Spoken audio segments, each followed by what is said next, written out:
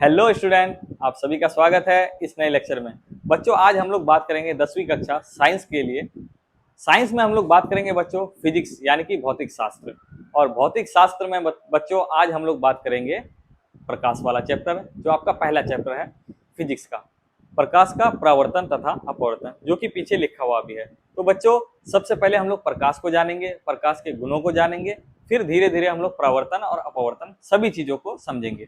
बच्चों, आप लोग अंत तक देखिए वीडियो और हम शुरू करते हैं। बच्चों, सबसे पहले हम लोग जानेंगे किसको? प्रकाश को। अब ये प्रकाश क्या है बच्चों? बच्चों, हम लोग किसी भी चीज को अगर देखते हैं तो प्रकाश की उपस्थिति में ही देख पाते हैं। प्रकाश अगर उपस्थित ना हो तो हम लोग चीजों को देख नहीं सकते। जब तक प्रकाश ना हो तब तक वस्तु को देखना पॉसिबल नहीं है। ये चीज आप लोग जानते होंगे बच्चों। और हमें देखने के लिए क्या क्या चाहिए? मान लो अगर आपको देखने के लिए सबसे पहले क्या होना चाहिए आपके पास? आपको देखने के लिए सबसे पहले आपके पास आंखें होनी चाहिए, है ना? आंख के साथ साथ क्या होना चाहिए? प्रकाश भी होना चाहिए। ये दोनों अगर उपस्थित हो तो आप किसी वस्तुओं को देख सकते हैं, उसके अलावा आप देख नहीं सकते। तो बच्चों, ये चीज तो समझ में आ रहा है ना? बाकी हम लोग एक और टर्म को समझेंगे। प्रकाश जो है एक ऊर्जा का भी रूप है। प्रकाश अगर ऊर्जा का रूप है तो कैसे है, इसको एक एग्जांपल से समझते हैं बच्चों। अगर आप धूप में निकलते हैं तो क्या होता है? थोड़ी देर बाद आपका बॉडी जो होता है गर्म होने लगती है। गर्म क्यों होता है? गर्म इसलिए होता है कि प्रकाश में कुछ ऊर्जा है। और किस किस प्रकार की ऊर्जा है? तो वो एक ऊष्मीय ऊर्जा है, जिस वजह से हमारी बॉडी क्या हो जाती है? गर्म हो जाती है। तो मतलब प्रकाश एक ऊर्जा का भी रूप है और वो हमें देखने में सहायता भी करती है। तो इसी को मिलाकर एक परिभाषा लिखते हैं बच्चों। तो प्रकाश क्या है, इसका परिभाषा हम लोग इस तरीके से लिख सकते हैं बच्चों।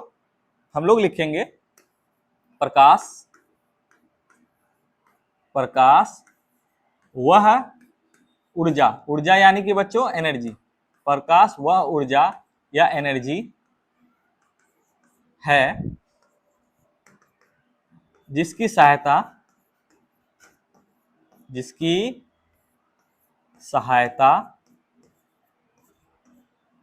से हम क्या करते हैं बच्चों? वस्तुओं को देखते हैं ना। हाँ, वस्तुओं को देखते हैं। बच्चों, हम लोगों ने जाना प्रकाश एक ऊर्जा है जिसकी सहायता से हम वस्तुओं को देखते हैं। बच्चों, अब प्रकाश के कुछ गुणों को समझते हैं कि प्रकाश के क्या क्या गुण हैं। इनसे रिलेटेड ऑब्जेक्टिव में आपका सवाल आता है। यहाँ से क्वेश्चन बहुत सारे भर भर के आते हैं। आपको हर एक पॉइंट को समझते हुए चलना है। तो बच्चों, हम लोग शुरू करते हैं। बच्चों देखो, प्रकाश जो है अगर जो चलता है, प्रकाश जो चलता है, प्रकाश कैसे चलता है? तो प्रकाश सीधे चलता है। मतलब प्रकाश सीधी रेखा में चलता है, यानी कि गमन करता है। आप लोग बोलेंगे सर ये प्रकाश जो सीधे चलता है इसको कैसे समझेंगे? तो बच्चों, इसको एक एग्जांपल से हम लोग समझ सकते हैं। मान लो बच्चों, हम लोग 3 कार्डबोर्ड लेते हैं, ठीक है? 3 कार्डबोर्ड के टुकड़े लेंगे इस तरीके से, और तीनों को सीधे लाइन पे रखेंगे। कैसे रखेंगे? सीधे लाइन पे। सीधे लाइन पे रख दिया हमने, है ना? और तीनों कार्डबोर्ड के सामने एक कैंडल जला देंगे। क्या जला देंगे बच्चों? एक कैंडल जलाएंगे, जहां से हमें क्या मिलेगा? क्या मिलेगा बच्चों? प्रकाश मिलेगा। ये कैंडल है। कैंडल थोड़ा ठीक नहीं बना है, बाकी आप लोग एडजस्ट कर लीजिएगा। और यहां से हम लोग देख रहे हैं। कहां से देख रहे हैं बच्चों? यहां से देख रहे हैं। कैंडल जल रहा है, यहां से हम लोग देख रहे हैं। क्या हमें दिखेगा प्रकाश? आप लोग बोलेंगे सर नहीं दिखेगा, क्योंकि बीच में तो कार्डबोर्ड है। तो इसको देखने के लिए क्या करना होगा बच्चों? छेद करना होगा। यहाँ पे एक छेद करेंगे, यहाँ पे और यहाँ पे। अब क्या होगा बच्चों? प्रकाश यहां से आएगा, फिर यहां जाएगा, फिर यहां जाएगा, फिर हमारी आंखों तक आएगा। मतलब प्रकाश जो है छेद के जरिए से हमारी आंखों तक आएगा। बच्चों, अगर छेद को ऊपर या नीचे कर देंगे तो क्या प्रकाश दिखेगा? आप लोग बोलेंगे सर नहीं दिखेगा। छेद को जो है एक सीधे रेखा में होना चाहिए, तभी प्रकाश देखा जाएगा। इसलिए प्रकाश जो है यहाँ से सिद्ध होता है कि प्रकाश सीधे गमन करता है। आई होप यहाँ तक आप लोग समझे होंगे। बच्चों, अगर प्रकाश चलता है, यानी कि प्रकाश जो चल रहा है, तो प्रकाश जिस रास्ते पे चलता है, यानी कि प्रकाश जिस पथ पर चलेगा उसे हम लोग बच्चों बोलेंगे किरण। क्या बोलेंगे? प्रकाश के चलने के रास्ते को क्या बोलेंगे बच्चों? किरण बोलेंगे। यानी प्रकाश के चलने के रास्ते को किरण बोलेंगे। इस तरीके से प्रकाश जो सीधे चल रहा है, इस चलने के रास्ते को क्या बोलेंगे बच्चों? किरण बोलेंगे। और इसी किरण को बच्चों हम लोग क्या बोलते हैं? रे बोलते हैं। क्या बोलते हैं? रे। यहां तक आप लोग को समझ में आया होगा।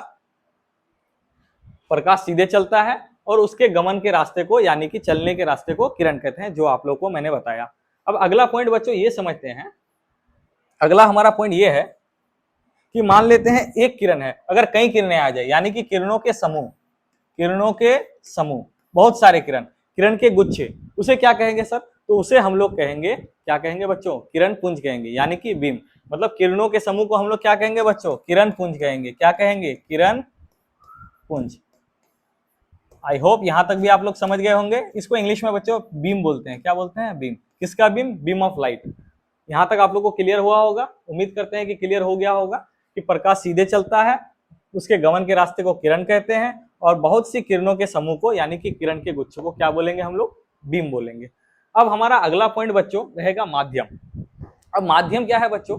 प्रकाश को एक स्थान से दूसरे स्थान में जाने के लिए एक माध्यम की आवश्यकता होती है, या ध्वनि को। बच्चों ध्वनि को भी आप लोग जानते होंगे, इसको लेकर हम लोग रिलेटेड सारा डिस्कशन अभी करेंगे। आप लोग ध्यान दीजिए बच्चों, माध्यम क्या होता है? माध्यम क्या करता है बच्चों? जिसके द्वारा ऊर्जा या तरंग एक स्थान से बच्चों दूसरे स्थान तक, उसे हमें माध्यम कहते हैं। मतलब प्रकाश या ऊर्जा या तरंग एक स्थान से दूसरे स्थान तक पहुंचती है, उसे हम लोग क्या कहेंगे? माध्यम कहेंगे। मतलब सर ये अगर माध्यम है तो माध्यम क्या है? माध्यम कितने प्रकार के हैं? तो बच्चों माध्यम के प्रकार को समझते हैं। माध्यम 3 प्रकार के होते हैं। एक आपका होता है ठोस, एक क्या होता है बच्चों? ठोस, जिसको इंग्लिश में क्या बोलते हैं हम लोग? सॉलिड। दूसरा बच्चों आपका होता है द्रव यानी कि लिक्विड, और तीसरा बच्चों आपका होता है गैस। क्या होता है बच्चों? गैस। ये 3 माध्यम है,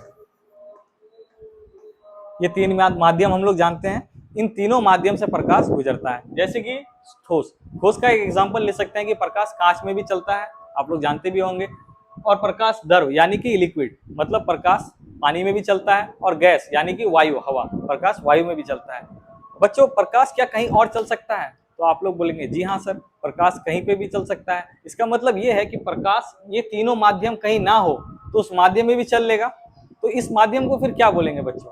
तो बच्चों जहां पे ठोस, द्रव या गैस ये तीनों माध्यम ना हो, उस माध्यम को बच्चों हम लोग बोलते हैं क्या? निर्वात बोलते हैं। क्या बोलते हैं बच्चों? निर्वात यानी कि इसको इंग्लिश में बच्चों बोलते हैं वैक्यूम। ये एक ऐसा माध्यम है बच्चों जहां पे ठोस भी नहीं होता है, द्रव भी नहीं होता है, और गैस भी नहीं होता है। ऐसे माध्यम को हम लोग बच्चों क्या बोलेंगे? निर्वात बोलेंगे। तो बच्चों अब हम लोग ये समझते हैं, जैसे कि मान लो ये हमारा पृथ्वी है। क्या है? ये पृथ्वी है, और ये सूर्य है मान लेते हैं। ये क्या है बच्चों? सूर्य है। अब यहां से क्या होगा बच्चों कि यहां से प्रकाश आएगा, है ना? यहां से जो प्रकाश आएगा सूर्य से पृथ्वी तक, तो क्या वहां पे ठोस, द्रव या गैस ये तीनों माध्यम है? नहीं है। तो इसका मतलब वहां पे कौन सा माध्यम है? निर्वात है।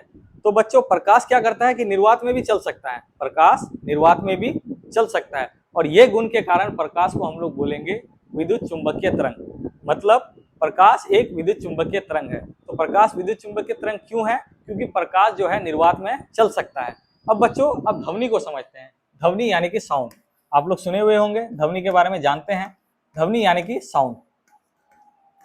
बच्चों साउंड या ध्वनि जो है ये द्रव में चल सकता है, ठोस में भी चल सकता है, और गैस में भी चल सकता है, लेकिन ध्वनि निर्वात में नहीं चल सकता। तो बच्चों अगर ध्वनि निर्वात में ना चल सकता है तो क्या उसे हम लोग विद्युत चुंबकीय तरंग कहेंगे? तो नहीं कहेंगे बच्चों। इसीलिए हम लोग ध्वनि को क्या बोलते हैं? यांत्रिक वेव यानी कि मैकेनिकल वेव। समझ में आ गई होगी बात कि प्रकाश एक विद्युत चुंबकीय तरंग है और ध्वनि एक मैकेनिकल वेव है यानी कि यांत्रिक तरंग है। प्रकाश निर्वात में चल सकता है और ध्वनि निर्वात में नहीं चल सकता। आई होप यहां तक भी आप लोग समझे होंगे। बच्चों प्रकाश अगर गैस में भी चलेगा, है ना, ठोस में भी चलेगा, और उसके साथ साथ निर्वात में भी चलेगा, और उसके बाद द्रव में भी चलेगा। मतलब प्रकाश सभी माध्यम में चल सकता है। तो हमें यह जानना है कि बच्चों प्रकाश जो चलेगा तो इसका चाल सबसे ज्यादा किस में होगा, यानी कि इसकी स्पीड सबसे ज्यादा किस में होगी? तो बच्चों प्रकाश की स्पीड यानी कि वेग या चाल सबसे अधिक किस में होता है? निर्वात में होता है। प्रकाश का वेग सबसे अधिक किस में होता है? निर्वात में होता है, जो कि कितना होता है बच्चों? तो 3 गुना 10 पे पावर 8 मीटर पर सेकेंड। बच्चों इसको अगर हम लोग लिखना चाहें तो ऐसे लिख सकते हैं कि इसकी चाल को अगर हम लोग अप्रोक्सीमेट लिखेंगे तो कितना आ जाएगा, 3 इंटू 10⁸ मीटर पर सेकेंड। अगर इसको हम लोग किलोमीटर में बदलेंगे बच्चों तो इसको कैसे लिख सकते हैं, 3 इंटू 10⁸ डिवाइडेड बाई 10⁻3। ये तो आप लोग जानते होंगे बच्चों कि मीटर से किलोमीटर में बदलने से 10 पे पावर 3 से डिवाइड करना पड़ता है। अगर इसको काटेंगे बच्चों तो हमें क्या मिलेगा, टोटल हमें मिल जाएगा 3 इंटू 10⁵ यानी कि 5 जीरो। मतलब ये हुआ बच्चों कि प्रकाश की चाल 1 सेकंड में 3 लाख किलोमीटर होती है। आप सोच सकते हैं कि प्रकाश कितना तेज है। अगर एक नॉर्मल सा बाइक चलाते हैं तो 50, 100, 70 किलोमीटर प्रति घंटा यानी कि 1 घंटा में, लेकिन प्रकाश 1 सेकंड में 3 लाख किलोमीटर चल सकता है। आई होप यहां तक भी समझे होंगे आप लोग इस पॉइंट को भी लिख लेंगे। बच्चों अब हम लोग समझते हैं कि प्रकाश, मैंने बताया प्रकाश एक विद्युत चुंबकीय तरंग है। प्रकाश विद्युत चुंबकीय तरंग क्यों है, क्योंकि प्रकाश जो है, प्रकाश को चलने के लिए किसी माध्यम की आवश्यकता नहीं है। प्रकाश ठोस, द्रव, गैस ना भी हो तो प्रकाश चल लेगा। इस वजह से प्रकाश क्या है, एक विद्युत चुंबकीय तरंग है। सर आप बोलेंगे सर इसके कई टाइप है क्या, हाँ बहुत टाइप के होते हैं विद्युत चुंबकीय तरंग। अब उन टाइपों को भी हम लोग समझते हैं। बच्चों देखो प्रकाश विद्युत चुंबकीय तरंग जो है एक्सरे, ये भी एक विद्युत चुंबकीय तरंग जो है, इसके प्रकार है, क्या है, एक्सरे।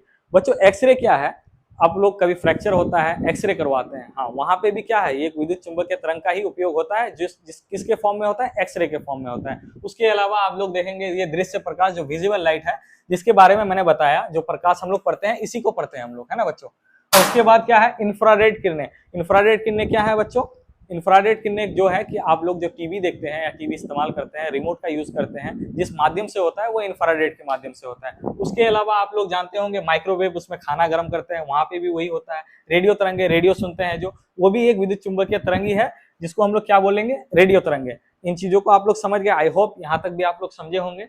प्रकाश से सारा रिलेटेड हम लोग चीज समझ गए हैं। अब हमें ये जानना है बच्चों कि परावर्तन तथा अपवर्तन, ये परावर्तन और अपवर्तन को समझने से एक एग्जाम्पल लेंगे, सारा चीज समझ में आएगा। बच्चों हम लोग मानते हैं कि दो माध्यम है, एक है माध्यम 1 यानी कि माध्यम 1 और दूसरा है माध्यम 2। बच्चों अभी मैंने बताया कि माध्यम क्या है, ठोस, द्रव, गैस एक माध्यम है, और जहां तीनों ना हो वो एक निर्वात है, वो भी एक माध्यम है। तो माध्यम 1, माध्यम 2, दो माध्यम मान लिया। और इन दोनों माध्यम को अलग करने वाली एक ये लाइन है। इस लाइन को बच्चों हम लोग बोलते हैं क्या, पृथककारी पृष्ठ। क्या बोलेंगे बच्चों, पृथककारी पृष्ठ। मतलब दोनों माध्यम को अलग करने वाली लाइन को क्या बोलेंगे, पृथककारी पृष्ठ। अब बच्चों एक इमेजिन करते हैं कि एक प्रकाश की किरण यहाँ आई, है ना, ये प्रकाश की किरण आई, तो इसके साथ क्या क्या हो सकता है इन चीजों को समझेंगे। मान लेते हैं कि प्रकाश का किरण जो है यहाँ से आके टकराया और फिर पुनः क्या हो गया, ये वापस चला गया। मतलब ये माध्यम 1 में आया और पृथककारी पृष्ठ में टकराने के बाद वापस चला गया। तो बच्चों प्रकाश की इस फिनोमेना को हम लोग बोलते हैं प्रकाश का परावर्तन। क्या बोलेंगे बच्चों, परावर्तन। आप बोलेंगे सर ये कब होता है, तो बच्चों ये डेली लाइफ में आप लोग यूज भी करते होंगे।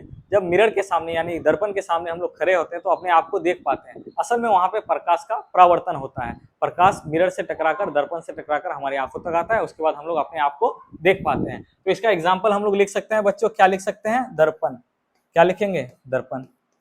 बच्चों सोचो क्या और कुछ हो सकता है बच्चों, हो सकता है कि प्रकाश इस माध्यम को तोड़कर इसके अंदर चला जाए, है ना, प्रकाश एक माध्यम से दूसरे माध्यम में चला जाए, ऐसा भी तो हो सकता है। बच्चों जब ऐसा होता है तो इस फिनोमेना को हम लोग बोलते हैं अपवर्तन। क्या बोलेंगे, अपवर्तन।